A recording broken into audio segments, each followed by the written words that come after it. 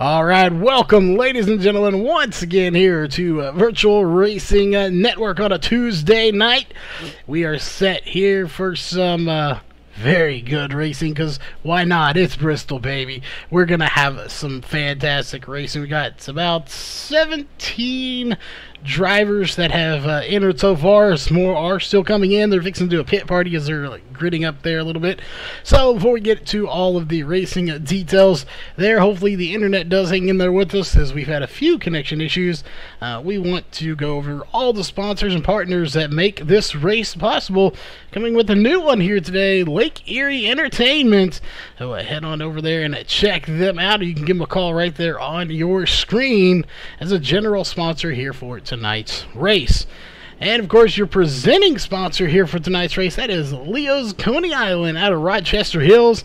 Make sure you head on over there and if nothing else, pick you up some really good food, and definitely give them a shout out and a thank you for doing what they do here to sponsor this race.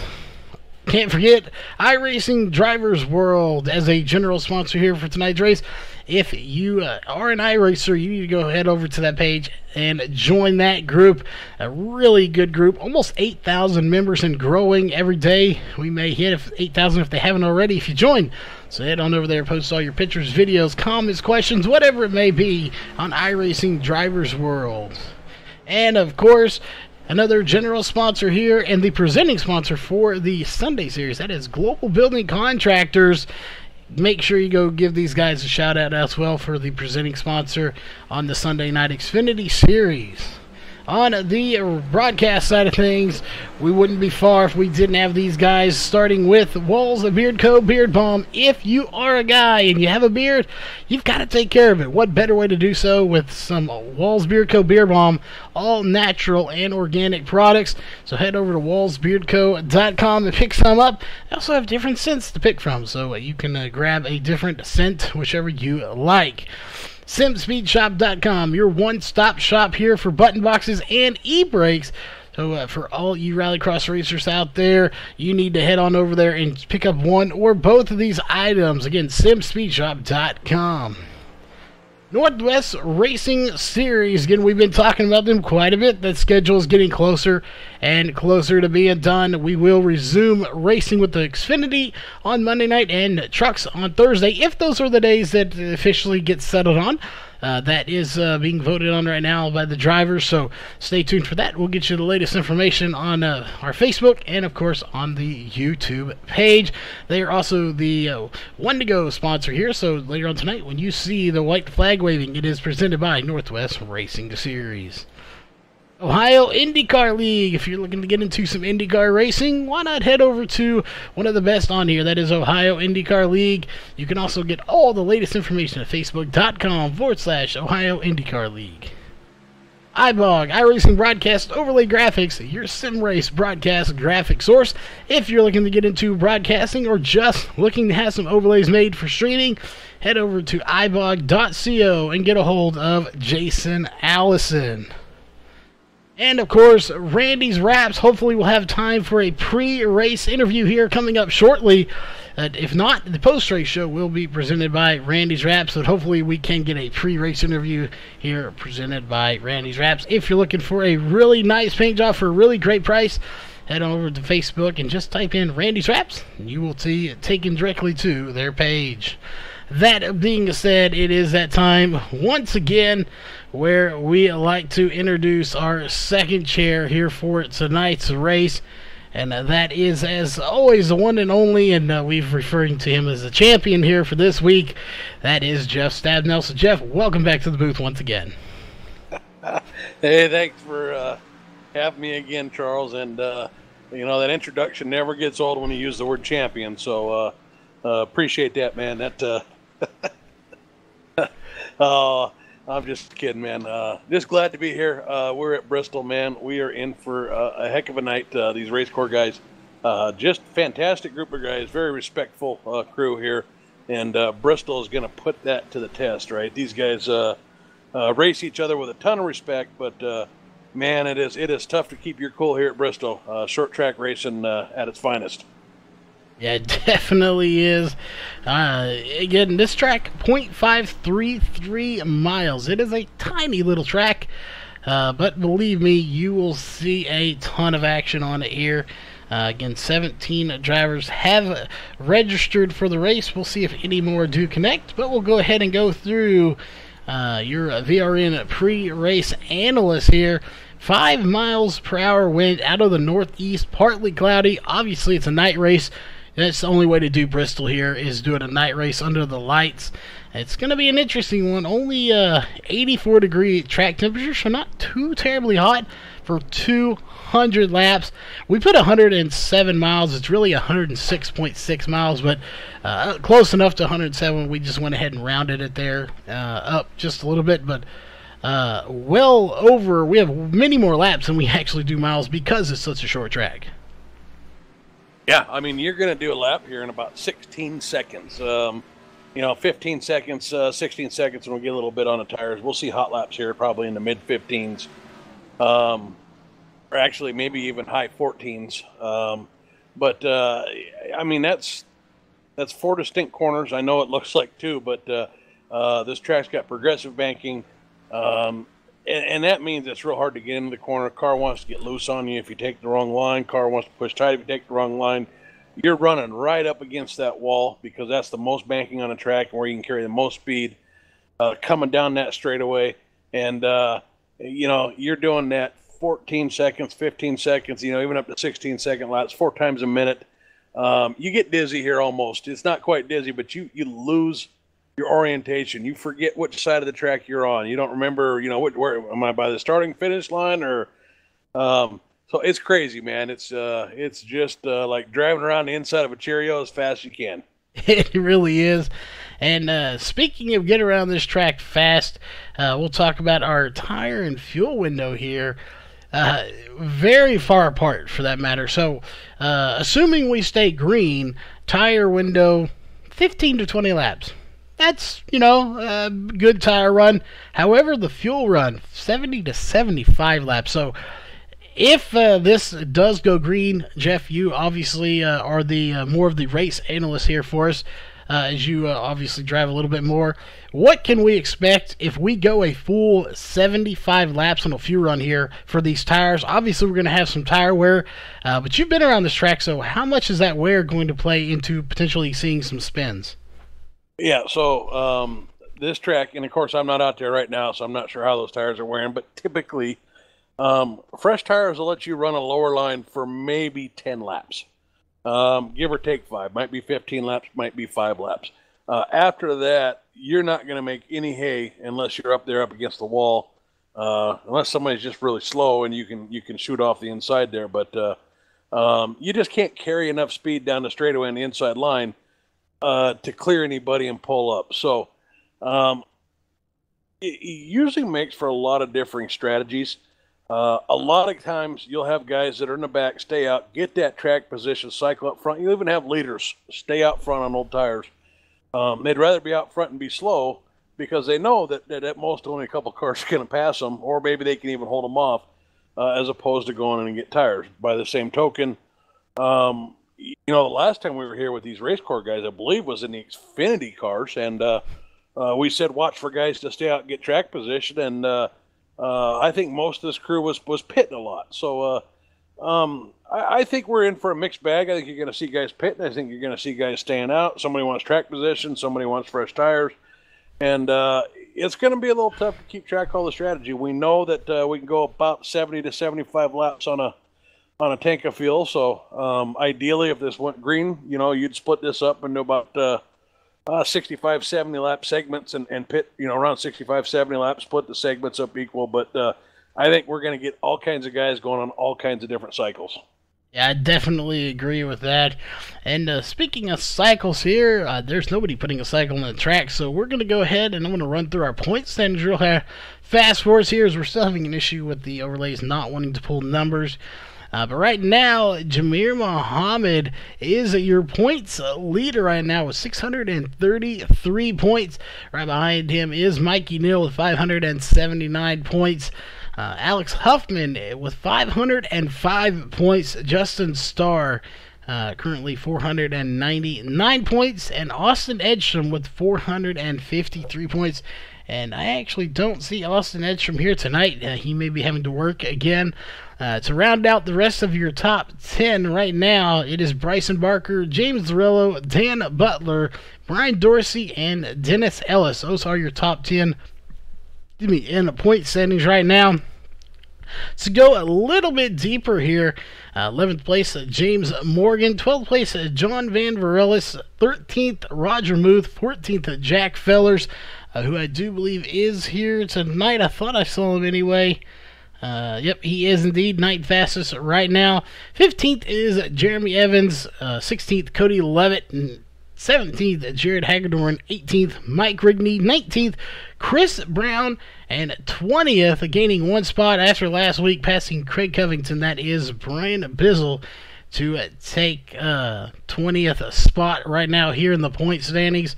We got some really good battles going on, especially here. I'm looking at 10th place right now. So we're looking at 10th and 11th. Dennis Ellis and James Morgan currently, if I'm doing the math here, there it is, 383 to 363. So they very well could change some positions here. Yeah, we've got, I mean, there's a lot of tight battles in here. And again, we know we've talked about this. I think they've got 4 or 5 drops in this league. I can't remember. I should remember.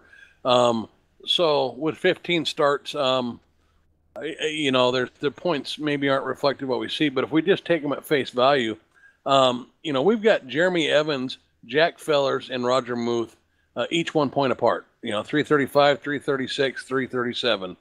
And I don't know that Jack Fellers or Jeremy Evans are here tonight. So, Jeremy Evans is here. So, yeah, we've got that tight battle. We've got some tighter battles higher up. Justin Starr in 4th place with 499, only 6 points behind Alex Huffman, who's in 3rd place with 505.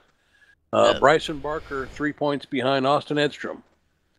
So, yeah, lots of battles throughout the standings. Yeah, there are a lot of battles here.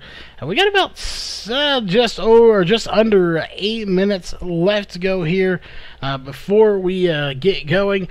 So, of course, while we have a little bit of downtime here, per se, as they're not on the track right now, and they're actually in a driver's meeting, so we can't talk to a driver at the moment. A few things we, of course, want to do. As always, we want to thank all the fans out there for tuning in here for tonight's race. We're glad you chose to join us here. Again, it's Tuesday night, so we're always glad to have you here every night of the week. We are at Bristol Motor Speedway here, the last great Coliseum. It's going to be a very good race. So, again, if you are new here tonight, have never hit that subscribe and little bell to be notified of all the races, go ahead and do so if you're going to enjoy it. I guarantee it. And as well, hit that thumbs up. Let us know, let all the other fans know, the drivers in the league know that you enjoy the racing they put on and the broadcast that we put on to cover it. That being said, it's I really do expect to see a good race here. With the 17 drivers, again, we try not to predict the cautions. Well, at least you do. I like to try to predict them anyway. But I honestly don't think we're going to see too many cautions here. I think once they get spread out, we may have some really good green flag runs. Yeah, I'm going to take the other side of that bet just because with a 14-second lap, there really is no spread out. As soon as you start to spread the pack out, you got lap traffic. So, these guys, actually, the last one we watched with the Xfinity Series, they had a real clean race here. They didn't have a lot of cautions. I was actually, a little surprised. I was expecting more. They had some cautions, but it wasn't a ton. It wasn't, a whole bunch. Not that would surprise me, but these, like I said, these guys are pretty respectful drivers here. They really do drive really very, very respectful in this league of each other. So probably a few less cautions than most of your leagues would have at a track like this. But man, it's Bristol. It is just too hard to get by somebody. There's no room to really get spread out. I'm going to expect 6-7 cautions tonight, maybe more, Charles. Well, it will be definitely interesting to find out which one of our predictions does play out here. So we'll we'll definitely be paying attention for that. We'll see. I don't think we're going to see too many commercial breaks here, even if we do have quite a few cautions, just because the cautions around this track take so little time. By the time we watch the replay, we just won't have time, as we'll be covering it here. Quite opposite of a super speedway like we have on Friday nights, where you go under caution, you're there for like 5-6 minutes or more. Here, cautions may last only a couple of minutes because of how quickly they get around here, even under caution speed. And what you're really going to have to pay attention to is one thing we didn't talk about yet, is coming onto pit road. I think with everybody here, we should be on one side, so I don't think it's going to be too big of an issue. But 20 or more cars, and you really have to start paying attention as to which side of pit road to come in. Yeah, we're at less than 20 cars, so unless we got a bunch of guys showing up here at the last minute, I think we're all right on that. But one of the things we'll talk about a little bit, since they're still in that driver's meeting here, is pit road. Because the laps are so quick, you don't have much time, especially if you're at the back of the pack. Knowing that these guys are going to, about 30 seconds or so. So if you're carrying a bunch of damage, and these guys don't have a fast repair, and they will get damaged. Guys are going to run into the rear of each other. When you're running that single line around the wall, guys are going to hit the wall. Guys are going to get in the back of each other. There's just no way to avoid that. And when you're coming in and trying to get damage fixed, you really got to pay attention to where that pace car is, and not get trapped or locked down. It's real difficult. It's it's just something you've got to be aware of. But it's so easy to kind of get lulled into, okay, I got 20 seconds of damage, let's get it fixed, or so yeah, that's one of those things. Staying on the lead lap and fixing damage is a challenge. Yeah, and if I recall correctly, when we were here with the Xfinity cars, I don't remember exactly who finished in the top. I'm going to see if we can't find that real quick here. See if we can figure out where they finished when they raced at Bristol, as we are pulling up the results right now. Finishing, it was Bryson Barker that won in the Xfinity, followed by Roger Muth, Alex Huffman, Jonathan Ellis, and Cody Levitt. Actually, that is not correct. Yeah, that is correct. That is how they finished in that order. So it'll be interesting to see here how they played out, because if you're looking right now at the top here, you got James Zarello, Mikey Neal, Jameer Muhammad, Damian Leininger, and Bryson Barker. So out of the top 5, only one of those was in the top 5 in the Xfinity Series. Yeah, and man, I'll tell you what, just James Zarello, heck of a lap here.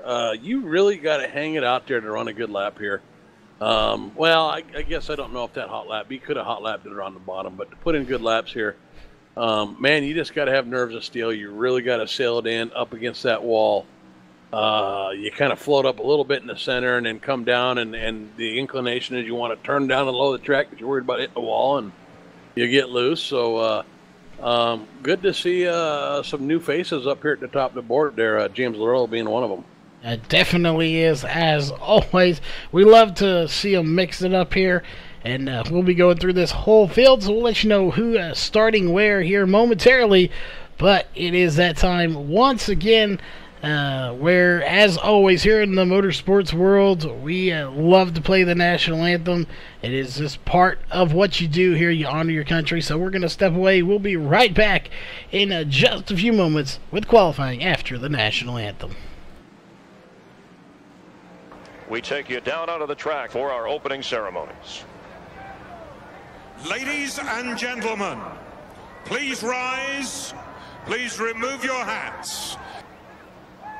Oh, say, can you see by the dawn's early light what so proudly we hailed at the twilight's last gleaming, whose broad stripes and bright stars through the perilous fight o'er the ramparts we watched were so gallantly streaming, and the rocket's red glare, the bombs burst bursting in air gave proof through the night that our flag was still there. Oh, say does that star-spangled banner yet wave o'er the land of the free and the home of the brave.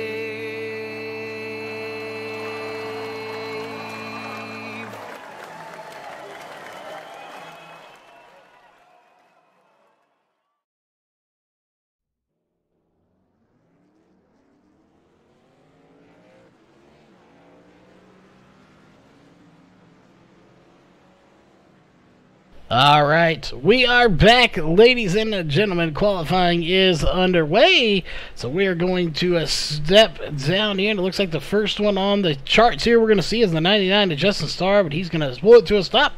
So we'll head over to the 3 of Damian Leininger, and we will pull up your driver information here as laps will come in very quickly.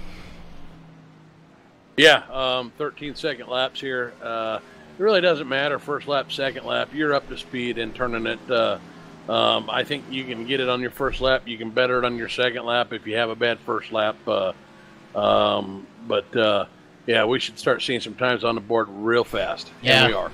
Alex Huffman at the top, 14.995, the only 14 as of now. That probably will change. Jeremy Evans, 15.112, as he will run a 1:19 that time, so just a little bit slower. John Van Verelle, somebody we've been talking about lately, up at the top once again with a 15.268. Yeah, and then we got a couple guys a couple tenths slower. We got Jack Fellers, Jeremy Leininger, and Jeremy Evans all clocking in right around 15.3. Mikey Justified Neal takes it to the top now with a 14.956, so he is now the top of the board, followed by his teammate Alex Huffman with the 14.994. Roger Muth, the third teammate, briefly had it in third. Dan Butler squeaks ahead of them with a 15.158 to a 15.169. Yes, you got a lot of times in, and of course, we do have some EOL penalties. We'll quickly see if we can figure out what we did with our information here. We'll finally figure it out what we did with them. We'll pull it. Charles.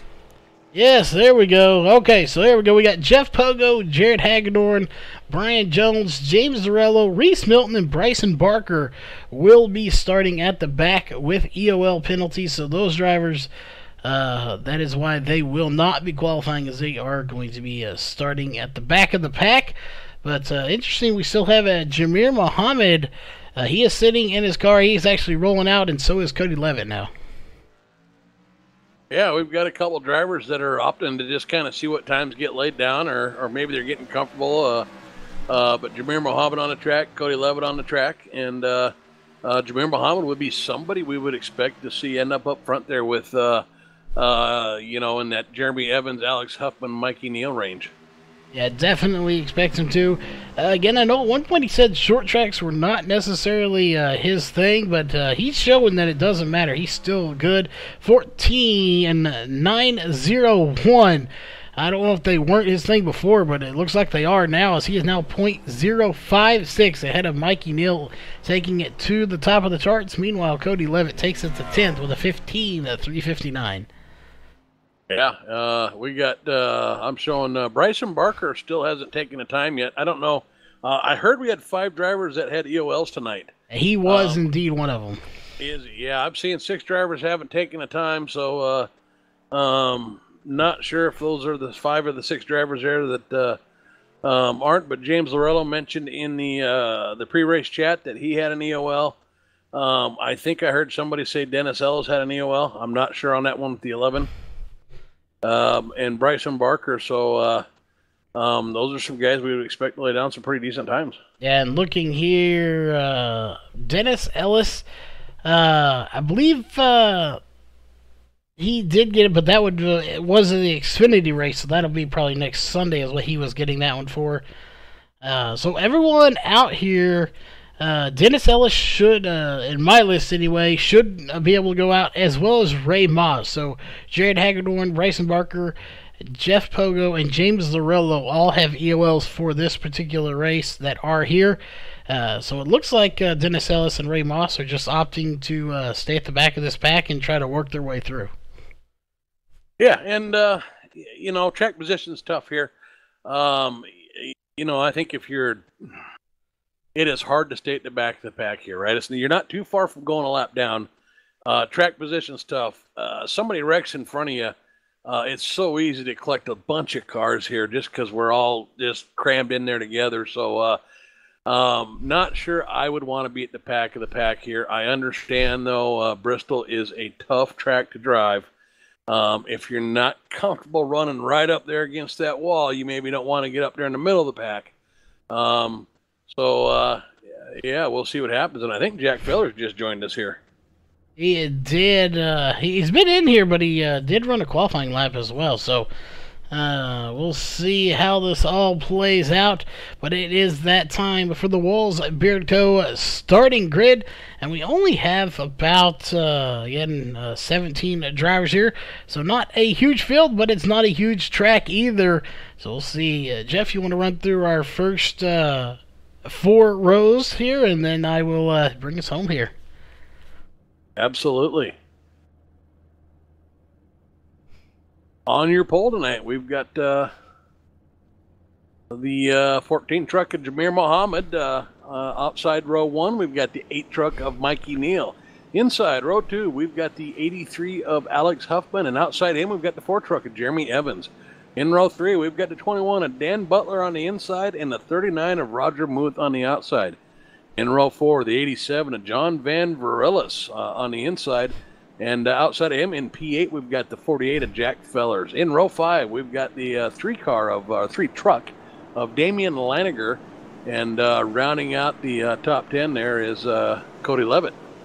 In row 6, going to be the 99 of Justin Starr and the 84 of Bryson Barker. First one not taking a time. Row 7 is going to be the 22 of Jeff Pogo and the 13 of James Zorello. In row 8 is going to be the 11 of Dennis Ellis and the 42 of Ray Moss. And rounding out your fields here tonight is going to be the number 2 of Jared Hagedorn on row 9. And that'll do it for the Walls Beard Co. starting grid, as we are just about ready to get this thing going. And it looks like we got a lot more people on the inside row. I believe those are the people with EOLs that are starting on the inside there. Yeah, EOLs are going to make you line up single file on the inside there. So looks like everybody behind Justin Starr there in the 99 is serving probably an EOL there. It is indeed. Green flag is out. We're racing 200 laps here at Bristol Motor Speedway. And Jameer Mohammed running the high side. Everybody else running a little bit lower. We'll see how long he stays up there, as he's going to come back down here. But again, he's running a totally different line than Mikey Neal and Alex Huffman right now. Well, the high side's where you want to be, but those first couple laps, we talked about that, maybe 10 laps or so, you can make it stick on that low line. Less banking down there. And, you know, see that how much better of a run Jameer's getting going down the straightaway there coming off that high line. But if Mikey can get on his bumper, get into that corner, he can clear him on that low line and give him the old slide job there. The laps are ticking, right? He's on the clock for, he doesn't have that many laps that's going to work down there. And pretty soon the whole crew is going to be forced up high. Yeah, it definitely is. And we're going to keep an eye on this entire field, as he's right there still trying to make the pass. And I would imagine here probably in about 2 or 3 laps we'll be seeing him not be able to do it, as already he looks like he's backing off just a little bit. So he wants to get up there. Look a little bit further back in this field real quick. Back here about to Dan Butler, Jack Fellers, and Damian Leininger. These guys, every once in a while, they're getting the side-by-side, putting on a little battle as well. As looks like the 48 of Jack Fellers is trying to get by Roger Muth, but Roger Muth doing a good job of holding him off there for a 6th position. Yeah, we've got a lot of tight battles here. Watching Bryson Barker back here in that crew as well. Justin Starr Bryson Barker kind of moving up through the field. He's just somebody I keep an eye on in these short tracks. Bryson Barker, so good on the short tracks. He and Mikey Neal both. It's always hard to say who's good at what here because everybody's always improving in this league. These guys work so hard at it. But Bryson Barker trying to make an inside move on Justin Starr, but that inside lane looks like it's giving up the ghost of Justin Starr's just beating him down the backstretch here now. Yeah. Bryson Barker definitely one to watch, though. And I want to keep an eye on all these guys back here. As you look right now, here's your leader, Jamir Muhammad, as Mikey Neal still trying to work him over down there. But look back here, by the way, Ray Moss did not start, so 16 drivers here. You look back to 16th place. That is the 11 of Dennis Ellis right now. There he is, and there's your leader. So 6 seconds right now, 6.7 seconds separating first from 16th right now. Yes, that doesn't seem like a whole lot of time. It's only 6 seconds, but when your laps are 15 seconds, they've nearly caught to them as the caution does come out. And it looks like several cars involved, and it looks like... And Mikey Neal completes the pass just as that caution comes out, too, by the way. There was a heck of a battle up there with the 3 leaders. We'll go back and we'll watch this replay, and then we'll go back and maybe watch that lead change as well, as we were focused on this caution when it came out. So let's go back and take a look. Jack Feller scrapes the wall, and it looks like maybe Jack Feller's just sideswiped the 3 a little bit. Yeah, I've got to look. I'm showing Damian Leininger getting caught up in that, so that would be the 3 truck. Maybe Cody Brent Levitt a little bit too. So see what we can figure out here. Yeah, definitely we'll go to that. And what we're doing this year, we're going to go to Mikey Neal here, see if we can go back a little ways. As watching right there, the caution is just about to come out, like literally right here. He was ahead of him in the corner when the caution came out, and he did complete the pass. So right there was the pass for the lead. Well, you're going back there and watching that caution. What a battle there, and Mikey Neal will beat him off pit road as well. Yeah, that was a heck of a battle, and Alex Huffman was about to stick his nose in there and make that a 3-way battle, and he thought better, but I thought Alex Huffman showed some great restraint there, and maybe even cut Mikey Neal a little bit of slack there towards the end. Mikey Neal was just, it looked like Alex Huffman could have pinned him on the inside and actually taken that position on the straight, but then they would have been forced in an awkward position there. So thought Alex Huffman had some great restraint there, a lot of patience there, which is something you probably don't hear talked about a lot at Bristol. And Bristol requires a ton of patience, and that's when I race Bristol, that's usually what I don't have enough of, and probably my Achilles heel. So thought that was a pretty good first run there by Alex Huffman. Yeah, definitely was a good run. As Jeff Pogo on the tail end. No, correction. He is not on the tail end. I didn't think he was a lap down by any reason. He actually stayed out. So he is your race leader now. 15 laps on those tires. So this could get very interesting. Let's see if those old tires are going to hold off. I would be willing to bet, if I was a betting man, I'd go to Vegas on this, that Mikey Neal, Jamir Muhammad, even Alex Huffman are probably going to be able to get by him pretty quickly on those older tires. Well, we'll see. I'm surprised more guys didn't stay out. Track position key, we only got 15 laps on these tires. Again, Jeff Pogo goes from the back of the pack to the front of the pack here. If he holds that wall, we said we got a few laps where Mikey Neal, Jamir Muhammad, and these guys can probably make that bottom stick. I don't think he'll be that far off pace. But he may lose 3 or 4 spots, but it's still a net gain of quite a bit. Yeah, it definitely is. As we're about to find out as we are racing once again here on lap 17 of 200. And we'll see Mikey Neal gets by him very quickly. Didn't even lead that lap. And here comes Austin. Alex Hoffman is going to get by him. Jamir Muhammad's going to get by him. 39 going around Roger Muth. We got damage caution coming out. Oh, and 3 cars getting 99 gets involved, as well as the 48 again. And we have 3 cars smoking. Yeah, Jeff Pogo scraped the wall there too, which allowed those guys all to run by. Mikey got by, and then Jeff Pogo got into the wall, so that's not a great way to get track position. But Roger Muth looked like he spun sideways. I think that's what brought this caution out. Yeah, we're going back to watch the replay camera there. He scrapes the wall, collects the 21 a little bit. The 99 gets involved, and then the 48 of Jack Feller's nowhere to go but right into the back bumper of the 39.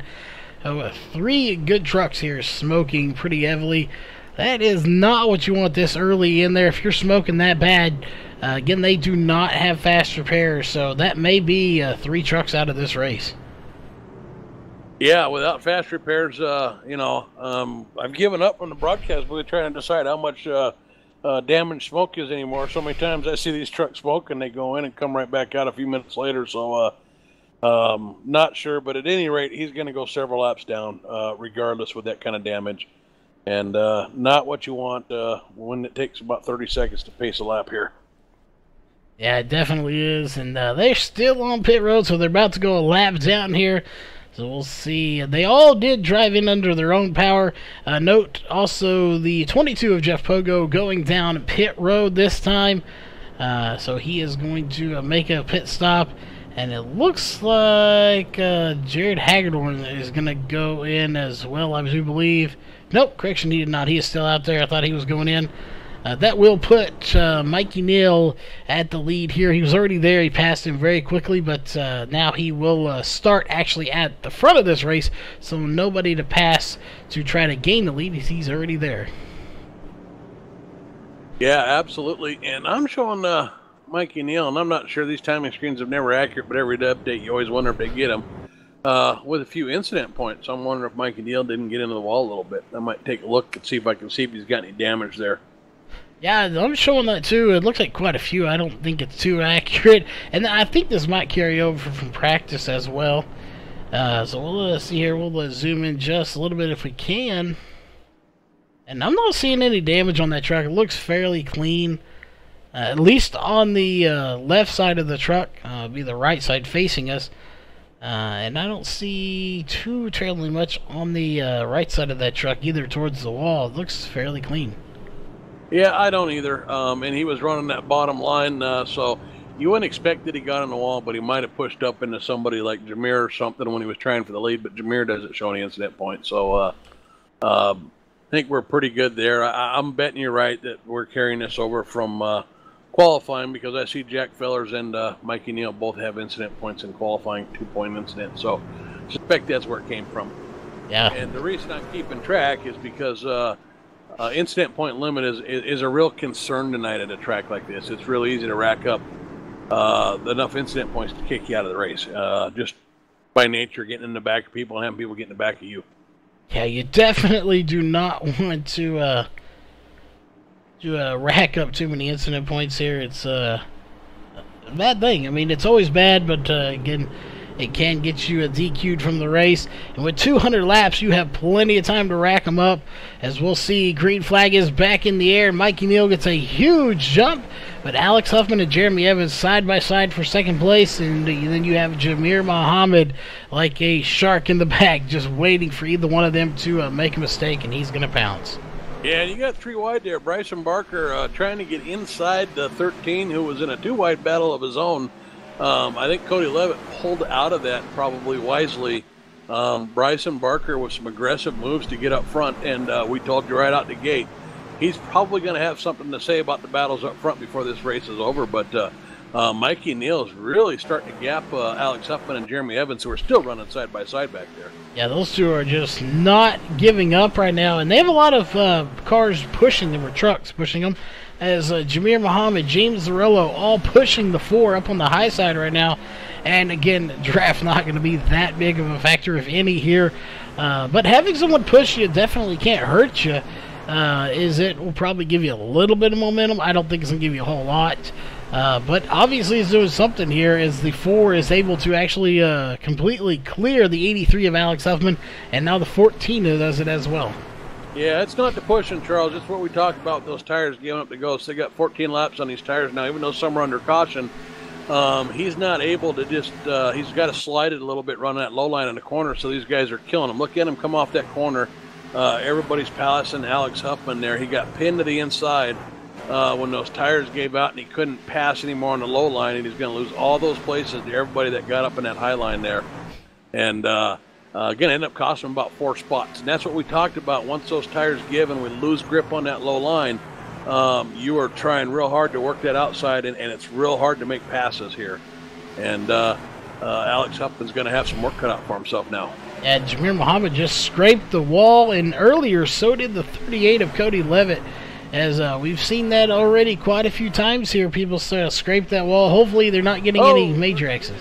84 get into each other. 84 puts it in the wall, but able to recover it there. What a battle these guys are doing right now.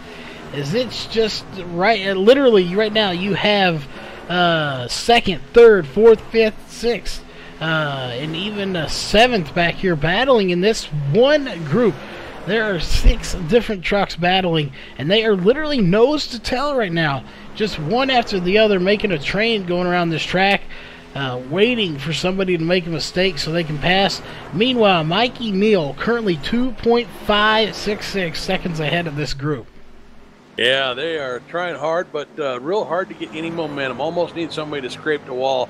We see Jamir Muhammad trying to get Jeremy Evans on the inside, but Jeremy Evans just too much speed coming down the straightaway on that high line. As long as he doesn't bobble his line, Jamir Muhammad not going to be able to get by him there. As you see, Jamir Muhammad now loses a spot to Bryson Barker as well. And Alex Huffman probably going to suck up to close that door. Jamir Muhammad going to get pinned down there and lose some spots just like we saw Alex Huffman do earlier. So there's the problem with trying to make that pass and failing. You get pinned on the inside. And once those tires are gone, there's just it's a one-way ticket back to the first slot that's open. Yeah, it really is. You know, this is tire wear is the problem here. Is why he's going down. But it's almost like a mini super speedway when it comes to the freight train when you're on the bottom with those old tires. You get down there and, you know, they just freight train you on the outside. Usually it's the outside that gets freight trained at like Daytona, Talladega. But it has nothing to do with tires, just not having anyone up there to help you. But here, once you get down there with those old tires, they literally freight train by you, and Jamir Muhammad has fallen from 3rd all the way to 7th now.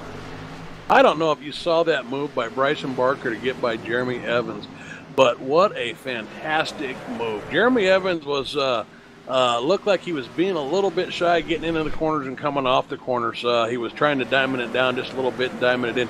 Bryson Barker showed his nose up there once and wasn't able to complete it. And on the very next corner, Jeremy Evans came down just a little bit, and Bryson Barker was actually able to slip between him and the wall. Ride that wall around the corner, forced Jeremy Evans down low, and we watched him just go end up getting sailed all the way to the back of this pack because he got pinned down low. But that was just a veteran move by Bryson Barker. Fantastic driving there. Yeah, definitely a veteran driver here. As this kind of group has spread out just a little bit here. They're about car to 2 car lengths off, each one of them, dividing them. So let's go a little bit further back here. Jeff Poga, one we saw up at the front earlier, he has led 3 laps because of not going in. He's back in 10th place right now. You know, not a bad strategy here. He is currently 10 seconds behind, so he is in jeopardy of going a lap down if we don't see a caution. Only 5 seconds separating him from the leader right now on this track. Yeah, he's the last car on the lead lap right now. And Mikey Neal's got him by roughly a second a lap here. So second to half a second to a second a lap. So Jeff Pogo probably in jeopardy here in about 10 laps of going a lap down. As we see Roger Muth drop another lap down. He's one of those guys that got caught up in that early wreck. And Damian Leininger coming on the track too.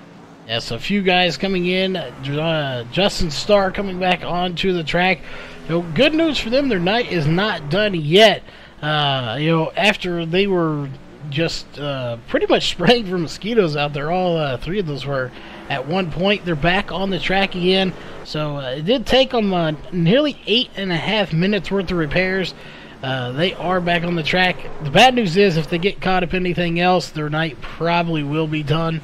And I'm not sure if they're quite on pace here, or Justin Starr may just be letting these guys by. Yeah, we got our 2 guys that we talked about. We're probably maybe our better short track drivers here. Mikey Justified, Neal. continues to widen his lead. He's got Bryson Barker right now by about 2/10 of a second a lap. He's pulled a 4-second gap on Bryson Barker and continues to grow it. Alex Huffman, though, in third place, not losing Bryson Barker, kind of hanging pretty tough there. James Larillo also, who had the fast qualifying time and had to start in the back, all the way up to P4, and he's clocking times on pace with Bryson Barker and Alex Huffman right now, as well as Cody Levitt, a little bit further back, but he's keeping pace with these guys too. Yeah, it definitely is. So this little group is still nice right here. Go a little further back. We'll try to get to them anywhere. If we can find that group. There we go. You got Jeremy Evans, Jameer Muhammad, who's back in 7th place. Ever since falling back there, he just hasn't been able to kind of rebound and get back to the front. And actually, the 4 and the 14 have really fallen off compared to the rest of that group. The 38, the 13, the 83, and the 54, or the 84, sorry. Once those tires really started to get worn out here, those 4 there really kind of stepped it up, and they've actually pulled away from these other 2. So I'm not sure if those guys maybe have conserved a little bit more, which is very odd, as you usually see the 14 of Jameer Muhammad really good at conserving, unless he's conserving enough right now on tires that he's this slow, or not even slow really, but this far back, he really may be conserving more than everybody. Well, we got a couple things. Number one, Mike Neal's pointing out in chat that a couple of these guys hit the wall, although aerodynamics not really an issue here. Banging up the wall unless you get severe damage might slow you down that lap. Don't think it's going to hurt you too much. But one of the things that happened to both the 14 and the 4 is they got pinned down on the inside after those tires went, which meant that they were just really burning those tires up down there. They were having to run down there probably a little harder than they wanted, and they may have not only those tires give up on them, but they may have just abused them. The tires will get hot down there in that row and lose a lot of grip, and it's pretty easy to wear them down there too. So chances are getting pinned down there in those old tires is probably what has these guys with a little bit less tire now than the rest of this crew. Yeah, definitely. Those tires just get worn out so quick here. Going a little further back here, want to check in with these guys. Roger Muth back on the track. Justin Starr out on the track as well. Damian Leininger on the track with heavy damage still is. Dennis Ellis currently 15 seconds back, as there he is going into the corner.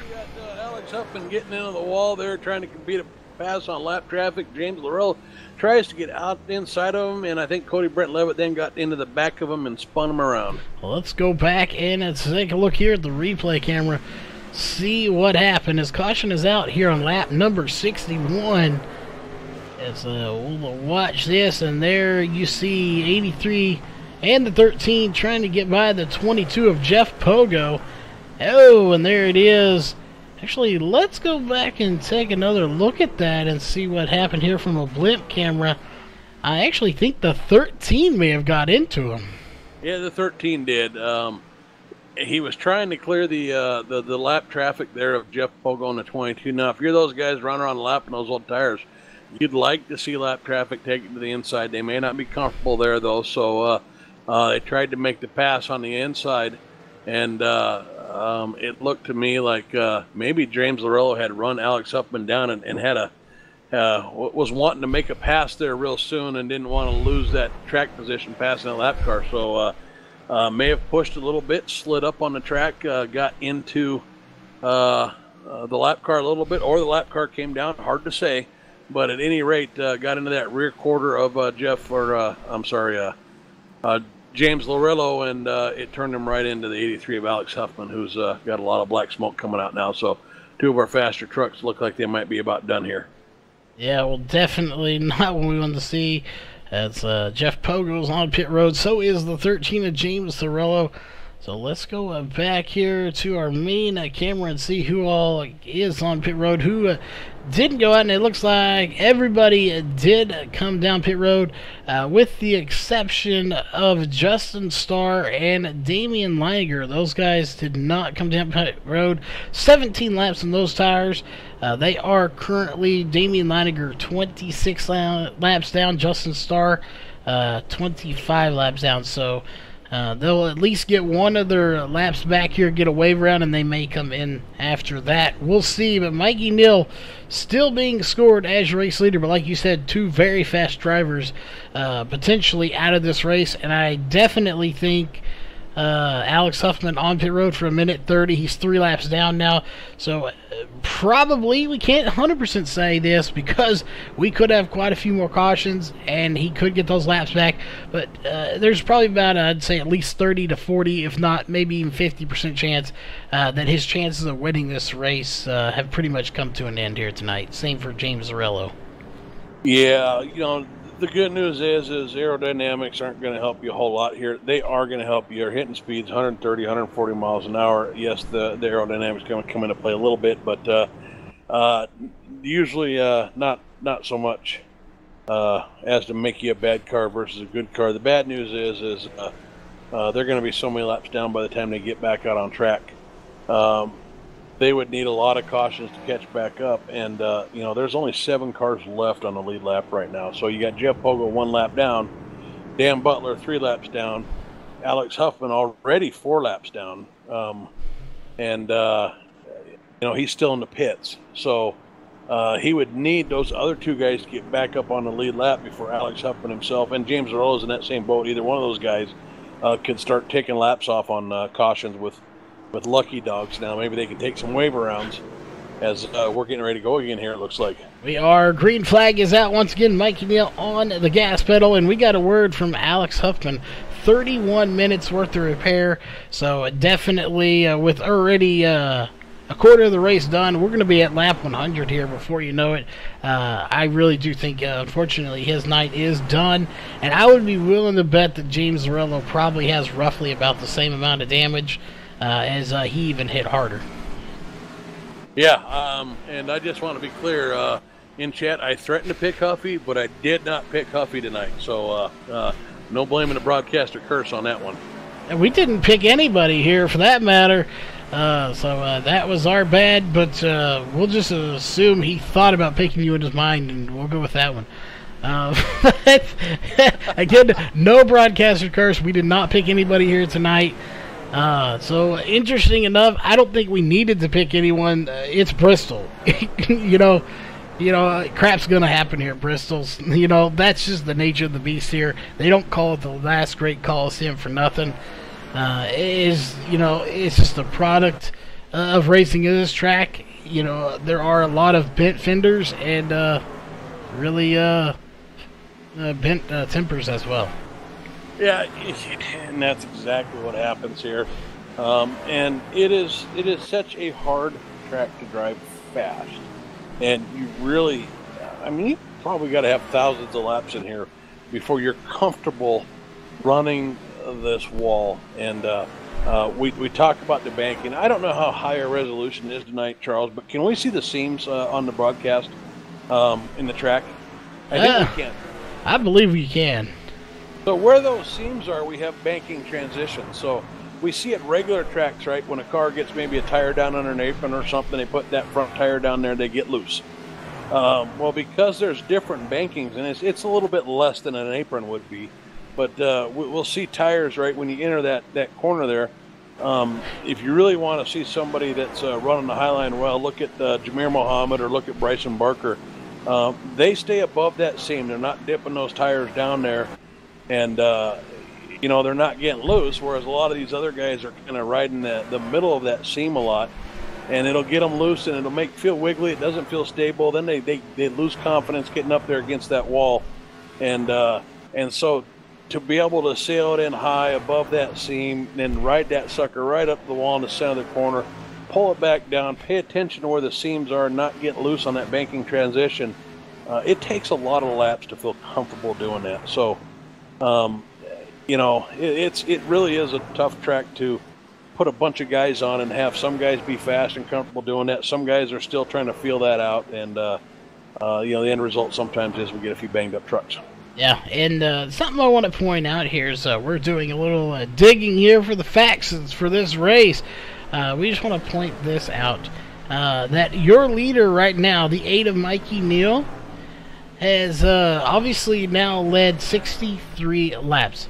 That's important because we want to throw this fact in there. When they came to Bristol in the Xfinity on race number 7 earlier in the year, Mikey Neal finished 23rd, 120 laps down, and he actually was out of the race quite early in it, as it also was a 200 lap race, so he only completed 80 laps. He's coming up shortly. He will have led nearly 80 laps. So a huge turnaround for Mikey Neal to go from being only completing 80 laps to now leading almost 70. Yeah, he's got another short track veteran on his tail here, Bryson Barker. But so far, through those first couple of runs, Mikey Neal pretty much flawless. He runs that low line till the tires give up, and then he jumps up there, and you know, on that high line, heck, he was gapping everybody there. I realized cars were battling behind him, but nobody was running him down. If you look at him now, he's about ready to catch Justin Stark in here and put him another lap down as well.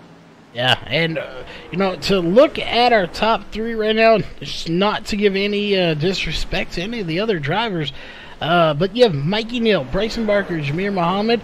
For short track racing, those are 3 powerhouse drivers right there in your top 3 that you could never, either one of them or 3 of them could easily win this race. Obviously, Mikey's out front right now, but we still have over half the race to go, so I would never count out Bryson Barker or Jamir Muhammad, who's sitting in 3rd place right now. But Cody Levitt in 4th, putting on a terrific run, and so is Jeremy Evans. Yeah, Cody Levitt having a great run here tonight. You know, and we talked about the 3 drivers out front there, and we talked about them at short tracks. Just to be honest here, you know, we kind of talk about the big 4 drivers in this. And that is, we got 4 drivers, you know, kicking in here around 4,000 to 5,000 an I rating, who, you know, usually are the guys that are battling for the wins here. They're kind of the big 4, and it's not just the short tracks; it's the big tracks, it's the intermediate tracks. These guys are excellent drivers, even out there, not just, you know, against this crew, but even out there in the public servers, we've seen them out there just whooping up on everybody. So. These are 4 excellent drivers. Austin Edstrom not here tonight, so we've only got 3 of them in this race. And then, you know, we've kind of got another crew of drivers that we've got some really good drivers right in there behind them that are capable of giving them a fight for their money any night of the week. Alex Huffman being one of those, Jeremy Evans being one of those. You know, we see Cody Levitt driving like he's one of those tonight. Guys just constantly evolve, constantly get better. So one of the reasons it's not the same guys every week. A lot of these guys work real hard at this, and we just see improvement every week of the season in these drivers. So it's part of what makes calling these guys so fun. Yeah, it definitely is. And Jeremy Evans is one of those.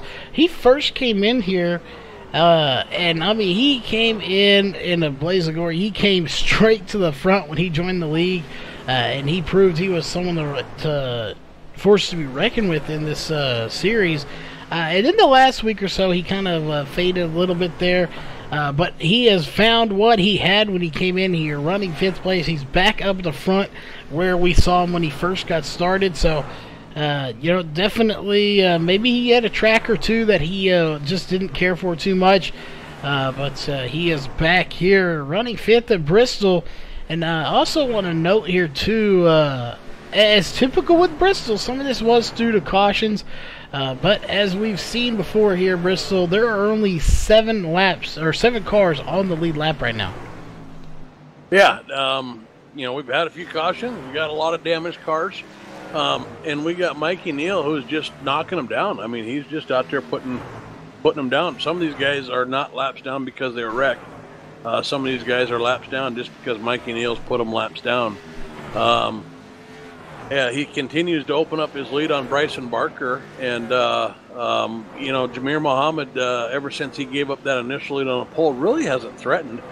And we were kind of waiting to see what Bryson Barker did when he got up there, but he's going to have to figure something out if he's going to catch Mikey Neal, because Mikey Neal's kind of got this field here right now, and you know, they're going to have to figure some way, you know, whether it's track position, maybe a pit strategy call, or you know, fix their line or something. But Mikey Neal's kind of running away with this right now.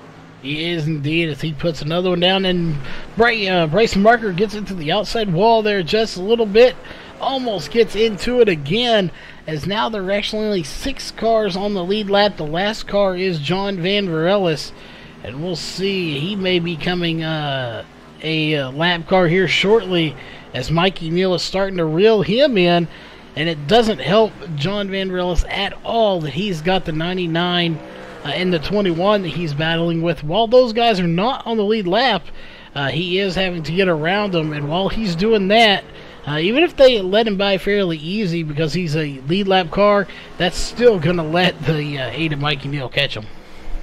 Yeah, and you know, interesting to say, every once in a while Mikey Neal does something that makes me feel a little bit silly here. In 39 laps in this run, he's actually running the bottom of the corner here, so I don't know if they're getting a little bit too much rubber laid down on that top line, and the track's starting to heat up or not. But now he's out there, maybe just testing it with some solo laps. But he was laying down the fastest lap times running the bottom there just a few laps ago, and he goes right back down there when he clears his traffic here. So not used to seeing guys do that 40 laps in a run, but Mikey Neal's not only making it work, he's making it work better than anybody else. Yeah, he is laying out some very fast times here. As not sure what happened to Bryson Barker. He is out of the race. I'm wondering if he hit that incident limit. Bryson Barker, I'm showing pit stop. I'm not sure what happened. See if I can't go back and figure that out. He is there. Yeah, he was for 3.8 seconds and disconnected. So something happening there to our second place driver. As I didn't even notice while you're looking that up. I was actually just about to say, in the Bristol race again earlier at the Xfinity cars, he actually had the fastest time of a 15.209 on lap 2. So he actually had the fastest lap, and now all of a sudden something happened there with the connection, or I'm not sure what happened. Yeah, I went back and watched. Bryson Barker just pulled it over. Something probably going on at his house. It was deliberate driving in the pits. There wasn't an accident or any damage, so he just drove it straight into the pits and disconnected. So it was deliberate. It wasn't looking like it was anything that he was upset about or that he'd had any damage. He was looking to get out of the race and not cause any issues for anybody. So we'll have to probably wait till next week to find out what happened. Yeah, and the funny thing is, he's still here in TeamSpeak, so we'll see if we can send a message down to him and see what happened. It's definitely a very interesting just automatic lead there, but giving up second, so that's going to benefit a lot of people right now. Obviously, now Cody Levitt's the third fastest driver out there on the track anywhere, or at least the third place car anyway. So that's a podium finish if he can hang on to it, as we are just over halfway. Obviously, Jamir Muhammad is benefiting it. He gained a spot. And Mikey Neal really benefiting from it, because now that's one less really fast driver that he has to worry about. Yeah, and nothing against anybody on here, but looking at the first half of this race, Bryson Barker was the only one that even looked like he might be able to kind of make a charge at Mikey Neal. He was the only one that looked like he had anything for him. And with him off the track, you know, there's a long ways to go. We'll probably have more cautions. We'll have some track position changes. But as things look right now, Mikey Neal's probably smiling a little bit, thinking he's got another one here, or a good shot at having another one here. Yeah, be interesting. So again, we're still trying to figure out what happened to Bryson Barker. We know he did just disconnect, but not sure what exactly did happen. So Hopefully we will be able to figure that out shortly here. It was very different. But Mikey Neal out front, 115 laps led. What I do want to point out here, though, is this stint that we're on right now, 53 laps, 6 to be 54, with our pit window 70 to 75 laps. This is the first time tonight we have a shot of making it to a green flag stop, and this could get very interesting because you have to go from 100, roughly 100. That one just went out the window right there. We got a car going around on the track, going to bring caution out. Yeah, it looks like it's going to be Jared Hagedorn bringing out the caution, and apparently I probably should not have said anything. Yeah, I don't know what you were thinking there, Charles. And it was about time. I think we were in about 10 or 15 lap window probably to when you were going to see guys start pitting if they were splitting up that run, and at most they probably had about 20 laps left on these tires. So Jared Hagedorn with the spin there, I haven't seen what caused it yet, but it looked like he was running solo, so it's probably a self-spin or clipped the wall there. Yeah, so we just back went and watched it. It was just came out of the turn, hit the or scraped the wall, and those tires are just so old now that scraping that wall, he was unable to recover after coming off the wall, just spinning it around there. Not much he could do about it. The older those tires get, the less control you have when it does start spinning. Unfortunate, but the caution is out as we are on lap 118 of 200, so we are not really in the closing laps, but as fast as these laps are going to go, we are in the closing stage of this race as we're past the halfway point. Yeah, and Mike, the 8 did pit. We expect everybody to pit here. They were at the end of a tire window here, pretty close, so can't imagine anybody's going to stay out. Expect they're all going to take foreign fuel. Yeah, I definitely expect them to. And here we go. We do have Mikey Neal. Did he pit right before that caution came out? I don't think he did, but he is being shown. He pit. This is so almost the entire field is a lap down, so they got to go around again. There's only about 3 or 4 cars in the lead lap, so those guys pit first, and then these other guys came back in. That was explained it while we were watching the replay. They came in and pit. Again, this track goes to show you right there. It even got me a little confused there. This track is so small that they were able to pit while we were watching the caution there. So again, you're right here as we're looking only 5 cars on the lead lap. It's showing Jared Hagedorn 2 laps down. He may get one of those. I thought he was going to go 1 lap down. But if it does stay 2 laps down, that means only 1 lap will be given back. So we're going to start this with only 5 cars on the lead lap. We're going to have a lot of single file restart here if that's the case. Yeah, so if you're involved in the caution, which Jared Hagedorn was the caution, you do not get the lucky dog. So lucky dog should go to Jeff Pogo here and put him back 2 laps down, and then Jared Hagedorn will remain 2 laps down. And if for some reason Jeff Pogo got caught up on that, that would go to Dan Butler. So it's going to be interesting here to see how this one finishes out. Again, hopefully before this is over, before we go home tonight, well, I guess we're all technically home, but anyway, before this race ends, hopefully we'll figure out what happened to Bryson Barkers. We're still trying to figure out there. We have sent down a message to him, but got no response back. So something drastic had to have happened. He's too good of a driver to just decide to quit a race, especially when running second. But the lights are already off on the pace car, so we're getting ready to get this thing green again. Yeah, absolutely. Mikey Neal choosing to take the outside, and he's off as soon as the pace car pulls off, and immediately starts to put a gap there on Cody Levitt. Yeah, and the good thing for these guys right now, I don't think anybody is going to opt to take no tires, maybe 2 tires.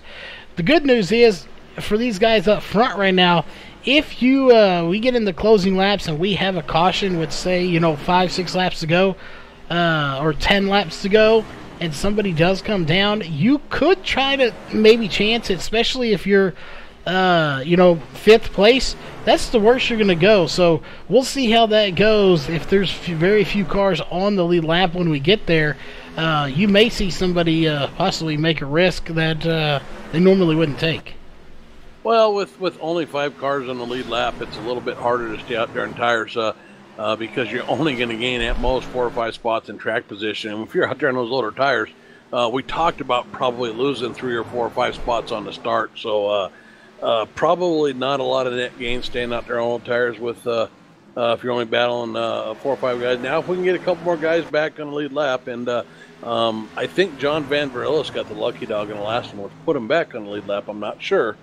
I think that's what it was. But if we can get a couple more guys back on the lead lap, maybe we'll start talking about some tire strategy some more. But right now, as long as we get out there and get 10, 15 laps on these tires, I would imagine guys are going to pit every time. Yeah, and keep in mind, we are now 10 laps into this stint here on lap 128. You go back here to John Van Verillis, again, 10 laps in. He's already 5, almost 6 seconds behind the leaders. So give him, 20 more laps. They'll probably be on his back bumper threatening him for a lap down to put us at 4 cars on the lead lap. Then it would be Jamir Muhammad possibly in that, but Jamir's only 2.7 seconds behind. I'm really curious if he would actually be a threat to go a lap down here. I don't think we've ever seen Jamir in this high of a position going a lap down before, so this would be something new. Well, it's let's just say Mikey has the field by 0.2 a lap, which is about where he's had when these guys get running green right now. He's only got them by about 1/10 a lap. So you're talking 10 laps to gain a second at 1/10 a lap. 0.2 a lap, you still need 5 laps to gain a second on somebody, and you got 15 seconds to make up to put them a lap down. So I'm guessing something happened on the restart. Somebody scraped a wall or something and had a real slow lap there to go 3 or 5 seconds back already. At even a half second a lap, you'd still need 30 laps to put somebody down, and I don't think Mikey has Jamir by a half second a lap yet.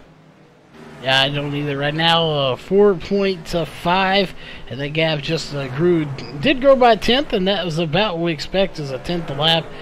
So he is crushing in. That time it went to 3.8 from 3.5, and Jamir there did just scrape the wall. So a lot of wall scraping must be going on back here that we're not seeing, as Jamir did just scrape it there, and it went to 5.1 seconds. So obviously right now that truck is just not handling the way Jamir wants it to.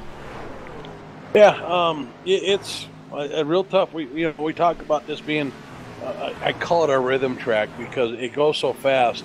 You can't really think about it. We talked about watching the seams. We talked about internet highline, letting that truck float off, and then you got to really sail the truck into it, right? You can't be gingerly about it. You got to drive it in there and just know that banking is going to catch you. It's going to stick. You're going to drift up a little bit in the center of the corner, and then you're going to, drive the heck out of that truck getting it off the corner. I mean, you're going to drive it right down that hill. Again, pay attention to the seams when you're turning that corner coming off. If you're getting loose, maybe you're trying to straighten out your line a bit. But for the most part, in the time I took to say that, you've probably completed 2 laps. So yeah. You really just got to have a rhythm here. And then, on top of that, one end of this track is narrower than the other, and you probably don't get that perspective watching this race. But turns 3 and 4 are tighter. It's a smaller radius. It's really not. They're not symmetrical on the ends. And we talked about losing track of where you're at on this track. You forget where you're at, and you get to that corner that's tighter, and you drive it like the corner that's wider. The next thing you know, you're clipping the wall coming out at the start-finish line, which is why you see so many guys bouncing off the wall right at the start-finish line, because they overestimate it, get on the throttle too hard coming out. It's that tighter corner. Oops, I forgot. Bam, I'm in the wall by the start-finish line, sends me down the hill spinning and back up on the track, and we got a caution.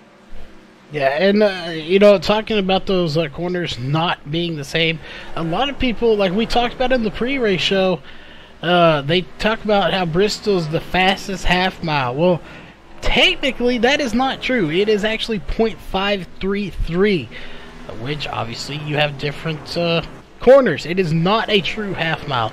Yes, people call it a half mile, but it's not. It's actually a little bit bigger than a half mile, which is why we're running 107 miles versus 100 miles at 200 laps, because it is not a true half mile.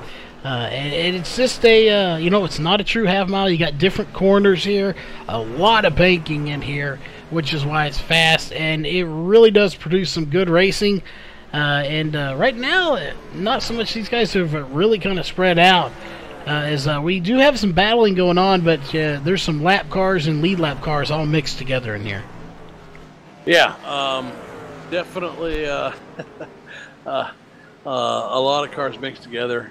It's to get caught up and all that, and forget that we just got a heck of a race going on. Mikey Neal not getting away from Cody Levitt here. Surprisingly, Cody Levitt absolutely hanging with Mikey Neal, maybe even closing that gap a little bit right now. Of course, I believe Mikey Neal's probably saving tires a little bit. And I've got a question here about Cody Levitt, wanting to know where he started, and he started towards the back. Cody Levitt started in 10th place tonight.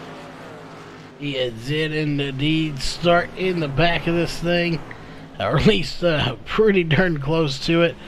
As if I'm looking, yeah, he didn't have a EOL, but he did. That's what I was making sure he didn't. But yeah, you're right. He started in 10th, so not quite all the way at the back, but still quite a ways back. So a good run for him to be in second place right now. And that gap has now increased from 0.8 to 1.2. As look close here at the 38, I think he may have scraped the walls. I don't know. He does maybe have a little bit of damage to the right side we're about to see. I just couldn't get a good look at it, but I think he may have scraped the wall.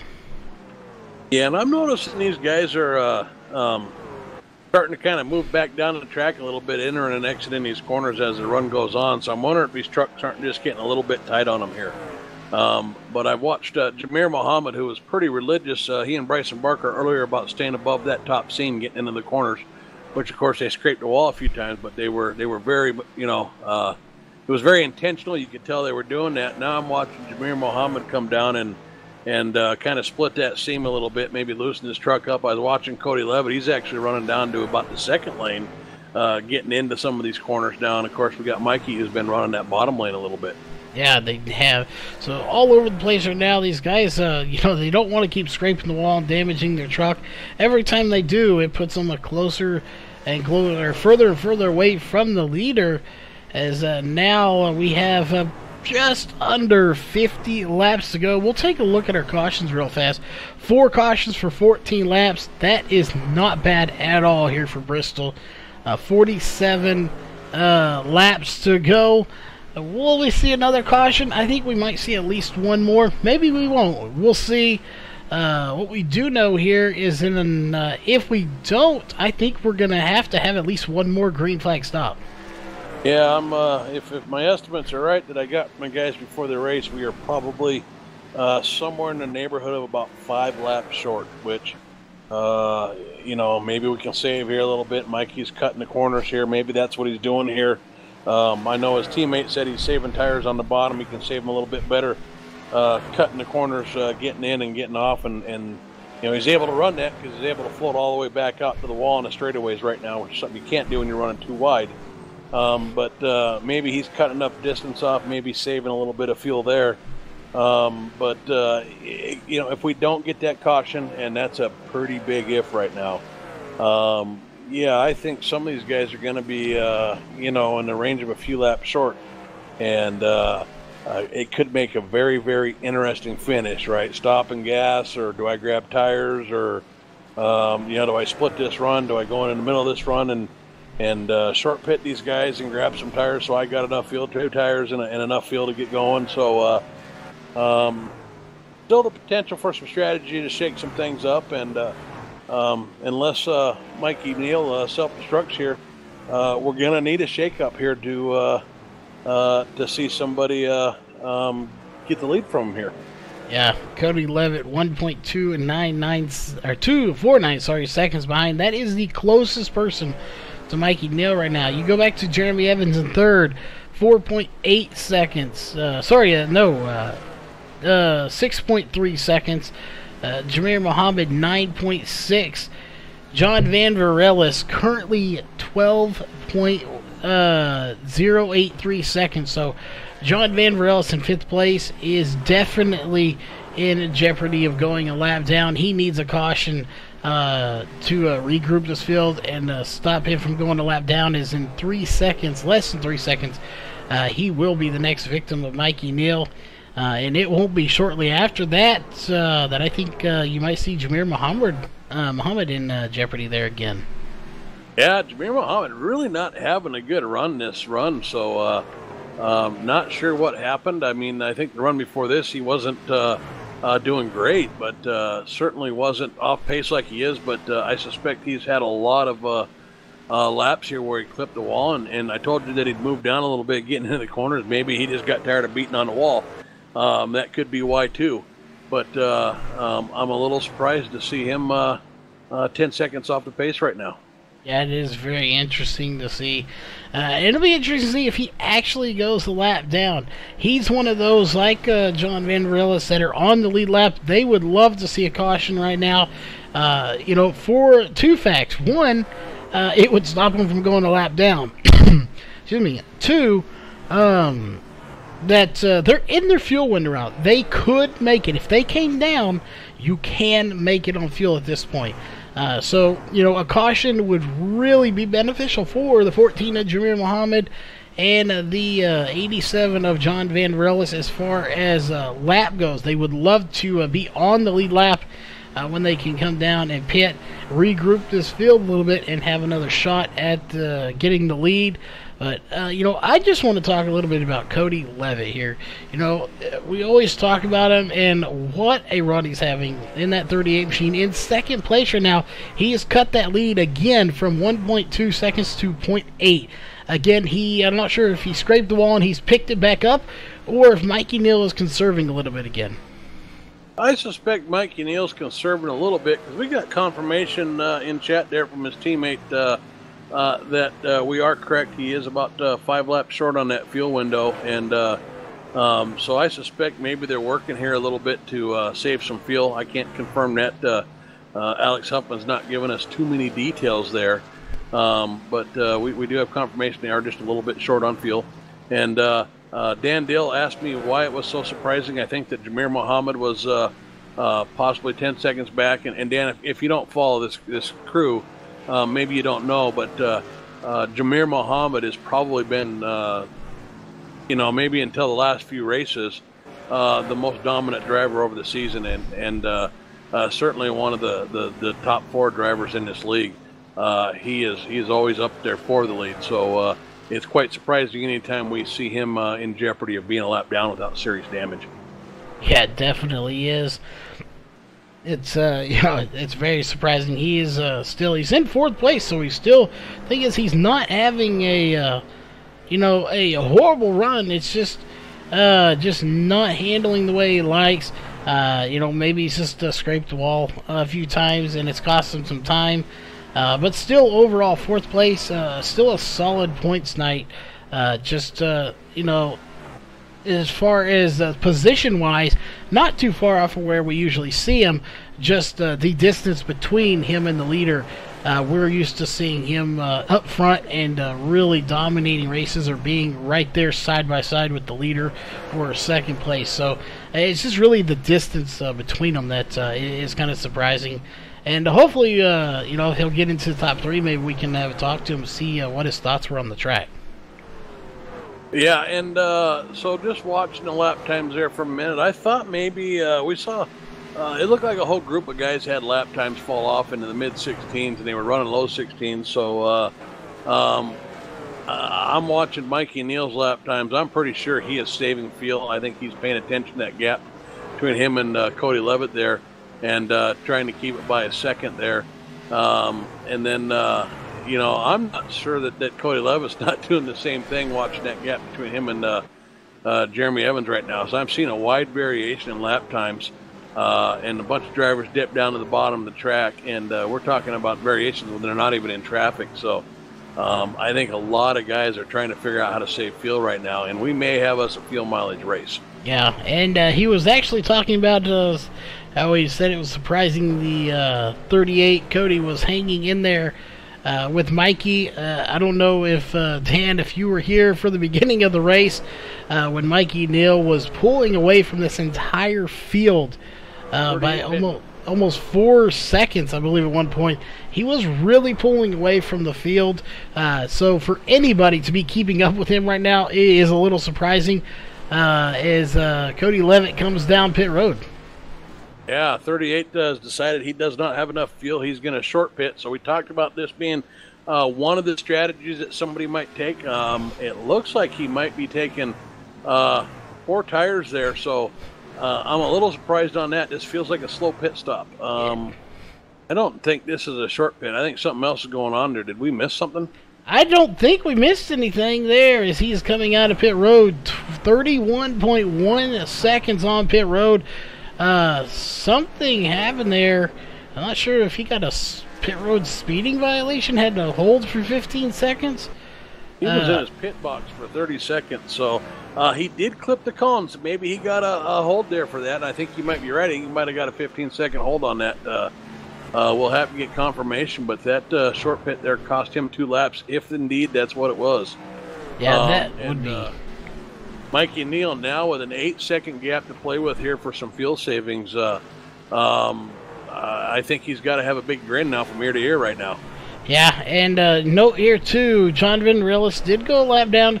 Now, unfortunately, you know, I think the one of the cars here, if not the one, that I think could have had something for Mikey Neal of Cody Levitt. He was hanging in there.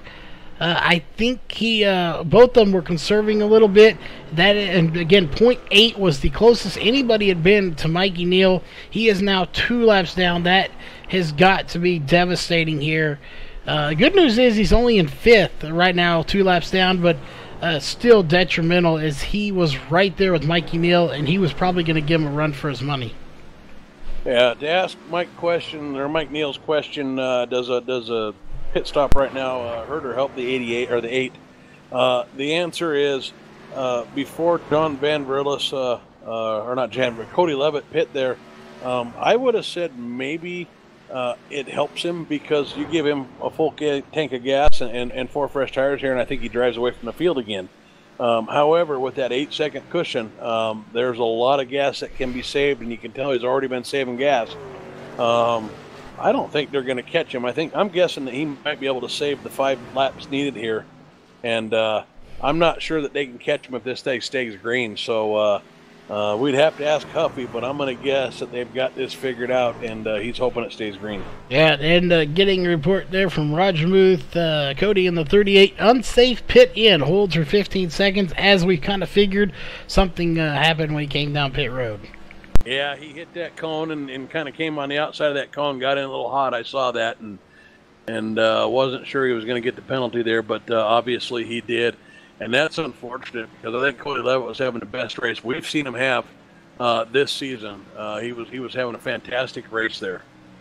He definitely was, and Jeremy Evans in the 4 is on pit road. He has gone 2 laps down now, 8 laps to go.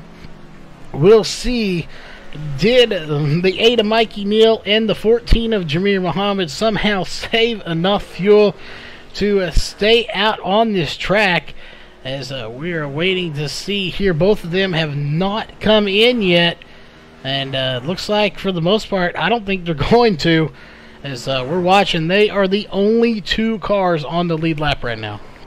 Yeah, and Mikey Neal looking like he's just about to put Jameer Muhammad another lap down here. So he's got a whole lap to play with for saving Phil here at the end, and you know, it's probably not enough to get in there and do a stop and go just because of the 25 seconds to get in and out of pit lane. But, you know, he can run some pretty slow laps here. We got, 5 to go? And he's got a 15-second lead, so he can actually drop about 3 seconds a lap right now and still probably hang on to that position, which would allow him to be out of throttle for probably half that lap or at least a third if he needed to. Yeah, now 4 to go. Fixing to be 3 to go at the line. There it is.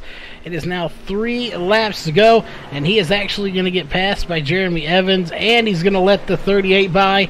No surprise there. You know he let them by. Why battle them? They're a lap down. Let them go get one of their laps back, if not 2 of them. And again, no surprise there that he would do so here, but we do have a caution. Caution's out That's going to end it.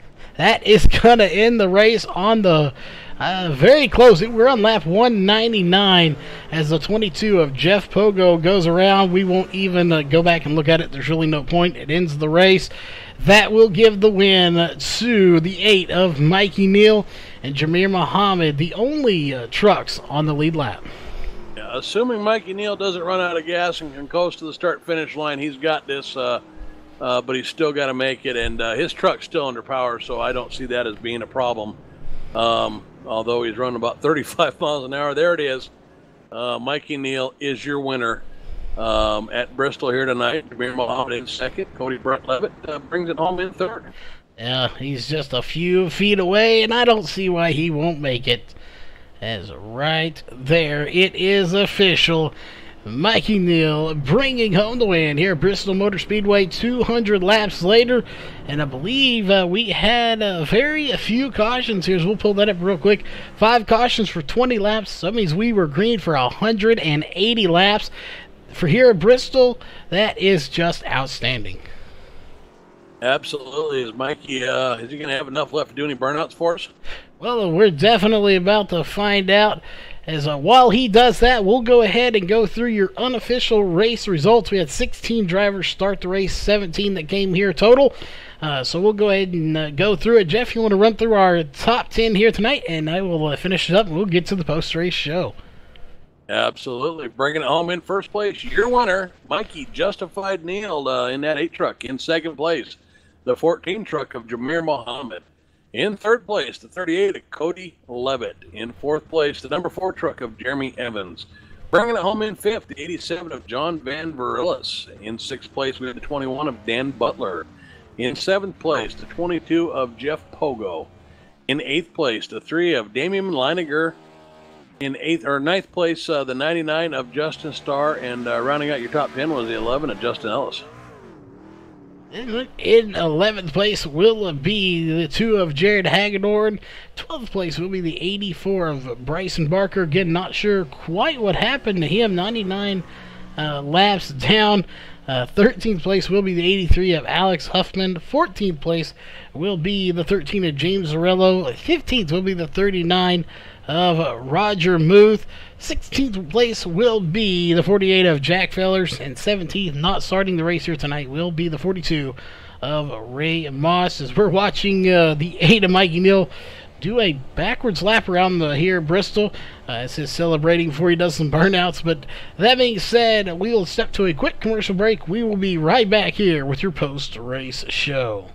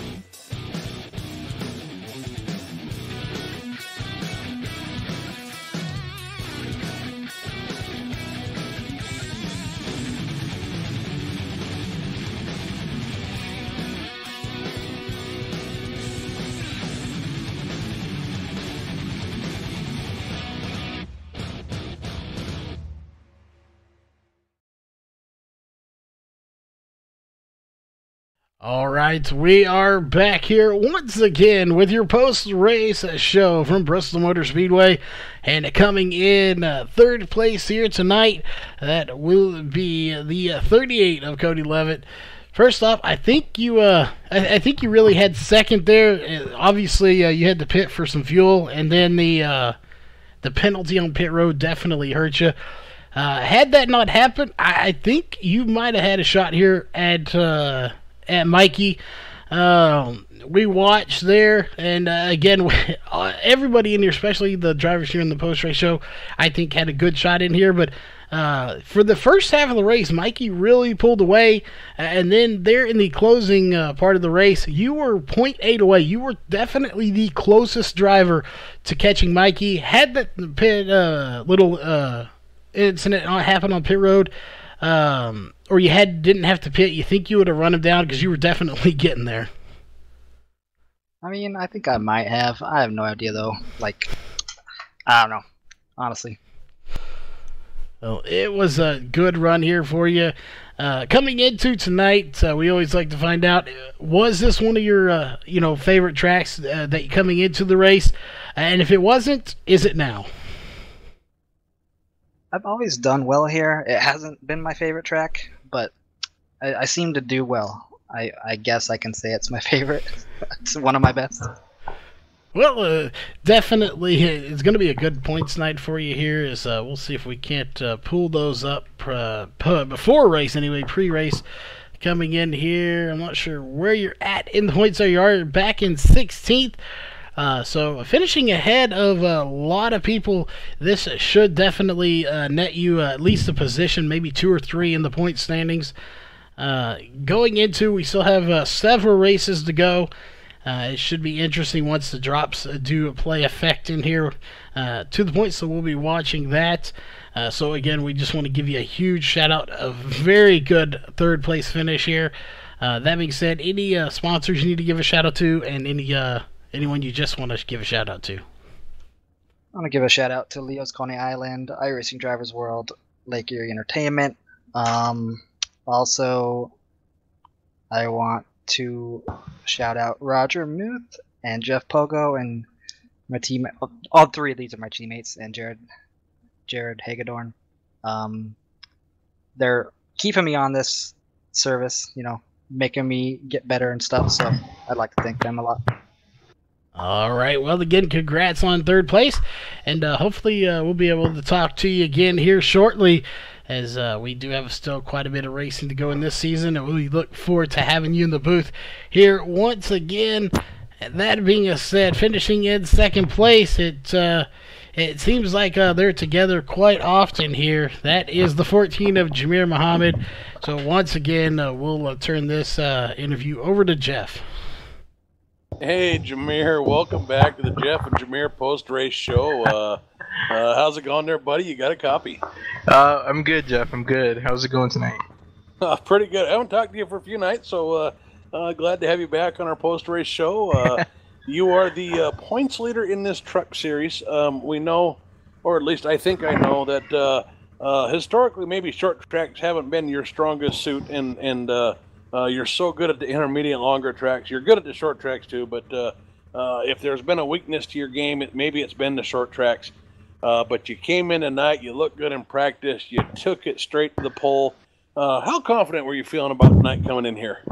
Not very good. Like you said, I'm not really a big fan of short tracks. I suck at it, and I thought it was a bonus that I got pole tonight. I was shocked that I got that, and felt like I stole a pole from Mikey because I just kind of hit it right on that lap for some reason. And then as soon as the race started, Mikey was just way faster than me, and I was kind of rubbing the wall at a lot of places. So he passed me, within I think it was like 15 to 17 laps just before that first caution, and that was it. I couldn't stay in front of him for the get go. So yeah. Well, you started the race on the pole. We had that first caution come out. I don't know what it was, maybe 20 laps in or so, and you and Mikey Neal, I think, ran side by side there for all those laps. Mikey was just a little bit ahead of you because you were getting that run on the high side coming down the straightaways there when that caution came out, so he got the lead. And was finally able to get by you there. We saw you hanging on to that high line. We saw you running that high line. You were one of the few drivers that really, I think you and Bryson Barker, we noted too, really didn't mind throwing it in right up there against that wall and just sailing it in. And now both of you guys had quite a few wall scrapes, but you guys continued to just drive it in there, very boldly, just like you have to do it here at Bristol on that high line and run that most of the race. So tell us what it was like running that high line. Talk to us about scraping the wall there a little bit. Did that hurt you or any of that there? Yeah, I didn't scrape it too bad. It was very light bumps to the wall there. It's really a rhythm track to run the high line. Once you get in rhythm, you kind of hit it, and you can go like 15, 20 laps without like even, thinking you're that close to the wall. But I don't know. It seems like, Mikey kind of had a secret there under the bottom, because the bottom was really working at the get-go, and I just could not figure it out. I just cannot run the bottom as well as he did. I probably was just overdriving the corner. I just could not keep it down as low as he can, and I just kind of gave up. I was like, all right, I'm just going to run the high line because that's all I could do. Yeah, I don't know how you run the low line either after you get about 15 or 20 laps on these tires. So yeah, it was impressive. I'm with you on that one. We'll hit Mikey up after the race, and it's his turn to give us some secrets there. Yeah. Obviously, we saw you got pinned a little bit on the low side, and that pack of cars kind of sent you back to the middle of the pack there a little bit. You worked your way back up to the front, but I think it was kind of obvious that I don't think anybody had anything for Mikey. I think when he wasn't saving, he was pulling away. But on that last run, we were a little slow to figure out what was going on. We thought maybe you'd taken some damage or we missed some wall scrapes. You were really running slow, but you had a strategy pretty much from the get-go on that run to save some gas. So tell us about that. Yeah. Well, I restarted fourth. I missed the pit road for the first round when we came around pit road. So I had to pit on lap 2 there, and I guess it was kind of like, all right, I'll get extra fuel anyways and restart fourth. I was fourth out of fourth in the lead lap there, and I think John got his lap back, but he was at the back, so I was just like, it's so hard to pass. And Cody and Jeremy was both pretty fast, so I was like, I could try and push the issue here and try to pass them. Probably not going to work out. So I was like, I'm just going to save fuel from the get-go. And my goal really was not to go a lap down during that entire run and just hope that the top 3 ran out. And Mikey was just able to be fast and save. It was definitely a great showing for him. And I guess it's another race that we lapped the field, except for the 2 of us. Well, congratulations. You managed to pull out a second-place finish, and so I know you got to be happy about that as a points leader, and I'm sure you got plenty of people to thank.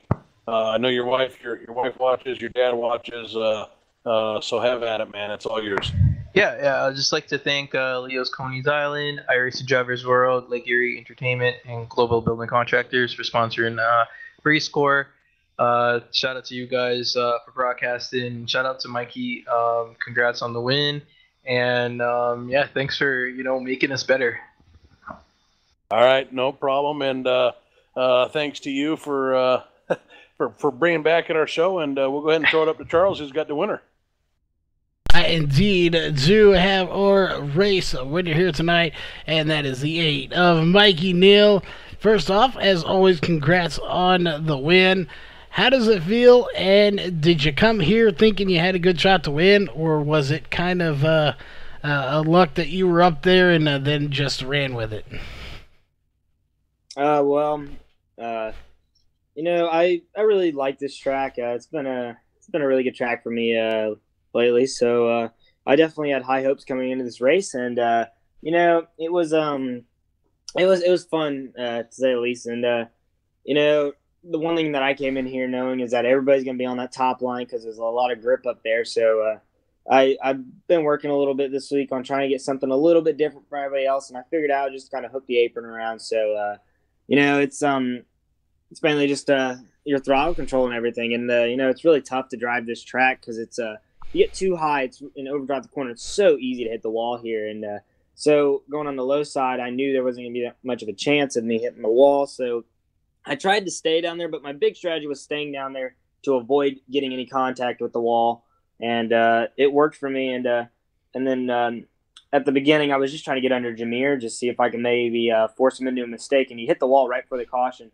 And I think that was super, super lucky. I think he would have got the run back on the outside, but I was able to get there, and from then on, I mean, my truck was really, really good out front.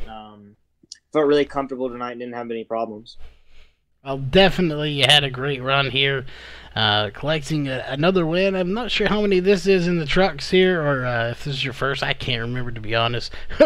we cover so much stuff here, and 2 series here. It's we know you've won several races all together between the two, but another great run here. I believe you're second in the points, if I am mistaken, and you did finish here ahead of Jameer and led the most laps, so you should get some bonus points and possibly gain on him a little bit in the point standings.